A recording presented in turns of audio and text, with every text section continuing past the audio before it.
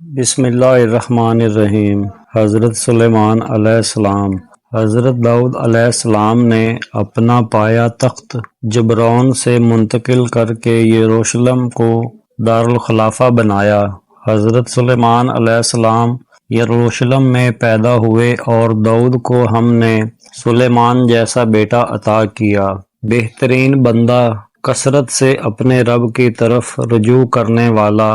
نبی کریم صلی اللہ علیہ وآلہ وسلم نے فرمایا، حضرت سلیمان کی والدہ نے آپ کو یہ نصیحت فرمائی، بیٹا رات بھر سوتے نہ رہا کرو، اس لیے کہ رات کے اکثر حصے کو نیند میں گزارنا انسان کو قیامت کے دن اعمال خیر سے محتاج بنا دیتا ہے۔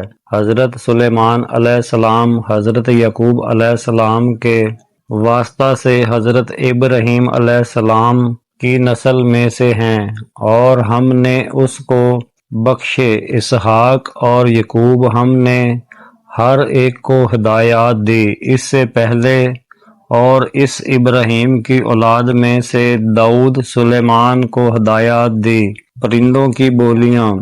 حضرت داؤد علیہ السلام کی طرح اللہ تعالیٰ نے حضرت سلیمان علیہ السلام کو بھی باعث خصوصیات اور امتیازات سے نوازا۔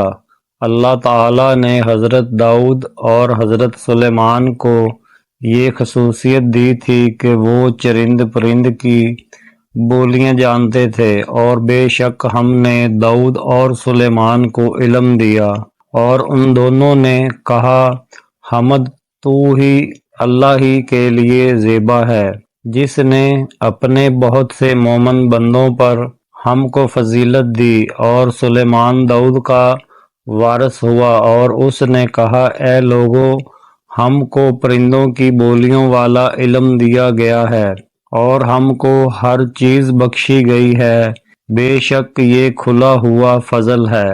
حضرت داؤد کے اور بھی بیٹے تھے جو اقتدار کے خواہش مند تھے۔ حضرت سلیمان علیہ السلام کے ایک بھائی ابو سلوم نے، جس کا اثر و رسوخ بہت زیادہ تھا، جوڑ توڑ کر کے باپ کے خلاف بغاوت کر دی۔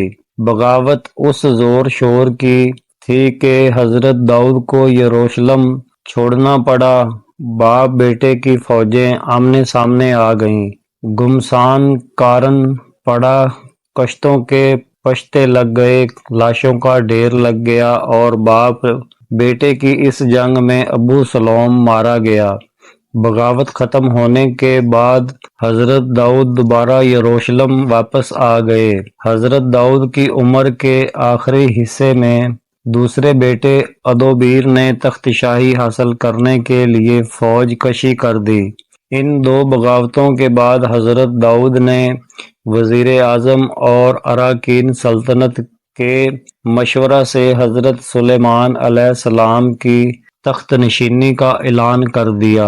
حکمران ہونے کے بعد حضرت سلیمان علیہ السلام نے اپنے بھائیوں کو معاف کر دیا۔ وراثت، علم و حکمت، ہدایات و نبوت اور سلطنت و بادشاہت حضرت سلیمان علیہ السلام کو وراثت میں ملی۔ حضرت سلیمان علیہ السلام کو اللہ تعالیٰ نے فہم و دانش، علم، حکمت، اصابت رائے اور قوت فیصلہ کرنے کی اعلیٰ ترین صلاحیتوں سے نوازا تھا۔ قرآن کریم میں آپ کے لڑکپن کا ایک واقعہ مذکور ہے، اور اسی نعمت سے ہم نے داؤد و سلیمان کو سرفراز کیا۔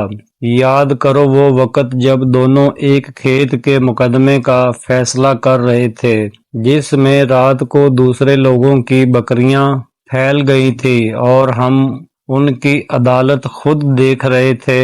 اس وقت ہم نے سلیمان کو صحیح فیصلہ انسپائر کیا، حالانکہ حکمت اور علم ہم نے دونوں ہی کو عطا کیا تھا۔ عدالت ایک شخص کی بکریوں نے کھیت میں کھڑی فصل کو چر لیا، اور حضرت داؤد کی عدالت میں مقدمہ پیش ہوا۔ کھیت کے مالک نے بکریوں کے مالک پر تاوان کی ادائیگی کا دعویٰ کر دیا۔ حضرت داؤد نے فیصلہ سنایا کہ فصل کی مالیت چونکہ بکریوں کی قیمت کے برابر ہے، اس لیے بکریاں بطور تاوان کھیت کے مالک کو دے دی جائیں۔ حضرت سلیمان علیہ السلام نے اپنے والد محترم سے عرض کیا کہ ابا جی، اس فیصلے پر عمل درآمد کرنے سے ایک فریق کا فائدہ ہوگا اور دوسرا فریق اپنی عمر بھر کی پونجی سے محروم ہو جائے گا۔ مناسب یہ ہے کہ بکریوں کا مالک کھیت میں ہل چلائے، گوڈی کرے، پانی دے، دیکھ بھال کرے، اور جب کھیتی پک کر تیار ہو جائے تو پوری فصل کھیت کے مالک کو دے دی جائے۔